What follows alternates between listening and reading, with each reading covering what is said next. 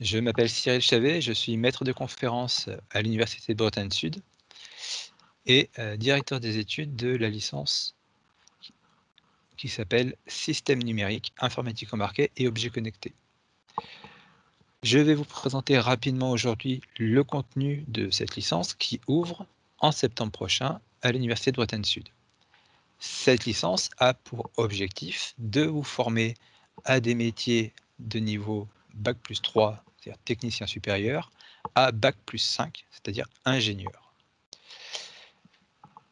Et ce, dans tous les domaines liés au numérique, qu'on parle de télécommunications, d'aéronautique, d'IA, d'IoT ou de cybersécurité. Dans tous ces domaines-là, il y a énormément d'entreprises qui recrutent et l'avenir en fait des étudiants en sortie de diplôme est assuré quasiment dès le départ. L'objectif, pour arriver à atteindre cet objectif-là, à l'Université de Bretagne Sud, nous proposons un parcours de licence qui s'appelle donc Système numérique, informatique et objets connectés. Vous pourrez retrouver le descriptif de cette licence plus détaillé en suivant le QR code que vous avez ici. Vous pouvez le flasher, ça vous mènera directement à la page, au document en fait, de synthèse du diplôme. Et vous voyez ici le contenu de la première année de licence. Donc on va avoir des mathématiques, de l'algorithmique, de la physique et du calcul scientifique et de l'anglais naturellement. Cette licence en première année, et on verra que c'est la même chose en deuxième année, a la particularité de permettre un double cursus avec une licence LAS, c'est-à-dire de préparation aux concours d'entrée en faculté de médecine.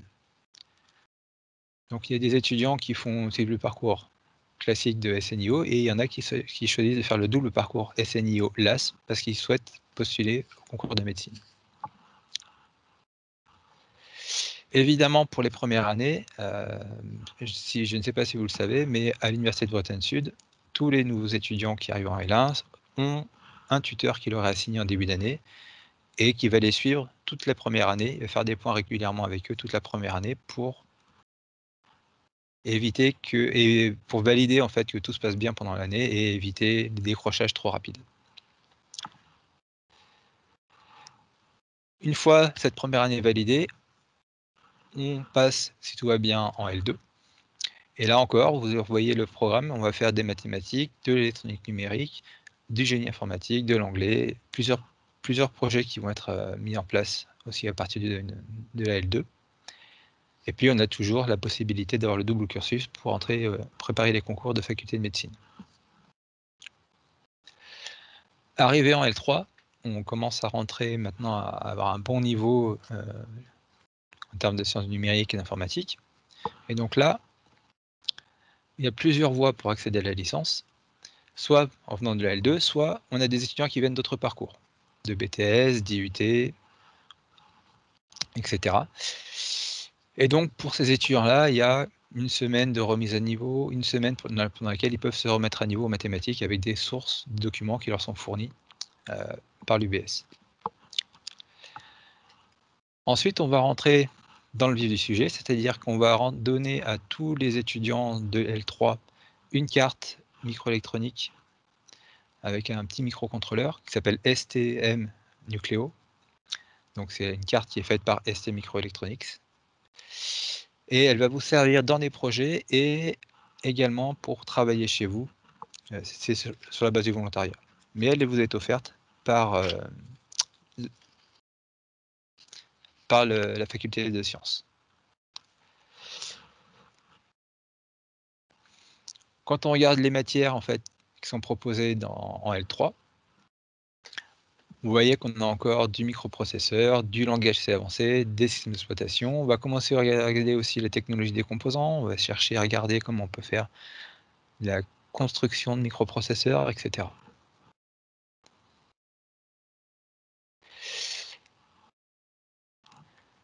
À la fin de cette année de licence 3, il y a un stage obligatoire en fin d'année pour valider l'année. Donc c'est un stage de 8 semaines à minima, d'avril à juin. Et en juin, il y aura une soutenance de stage. Si l'entreprise dans laquelle vous êtes en stage veut vous garder un peu plus longtemps, c'est tout à fait possible. Formellement, pour l'administration, il faudra qu'il y ait une note au mois de juin. Voilà. Cette licence, ensuite, elle ouvre sur un master en interne à l'UBS. Je vais passer rapidement dessus, ce n'est pas l'objectif aujourd'hui, mais c'est bien que vous sachiez vers où vous pouvez vous diriger après la licence. Et donc, chaque master est limité à 16 étudiants, dont 10 de droit pour les étudiants qui viendraient de notre L3 sciences système numérique. Il y a également un nouveau master qui ouvre en septembre prochain, c'est un master Erasmus Mundus qui est labellisé par la Commission européenne dans le domaine de la cybersécurité. J'y reviendrai un petit peu après. On va commencer par regarder en fait les masters qu'on propose historiquement ici. Donc il y a le master système embarqué, système informatique, dans lequel on va faire de l'architecture des processeurs, on va regarder les microprocesseurs, faire de la programmation parallèle, du traitement d'image du signal, etc. Il y a un master cybersécurité des systèmes embarqués. Donc là, on va faire un peu de cryptanalyse, on va faire de la cryptologie, on va regarder comment on peut sécuriser des réseaux, comment on peut comprendre les principes des attaques sur des systèmes et puis savoir comment s'en protéger.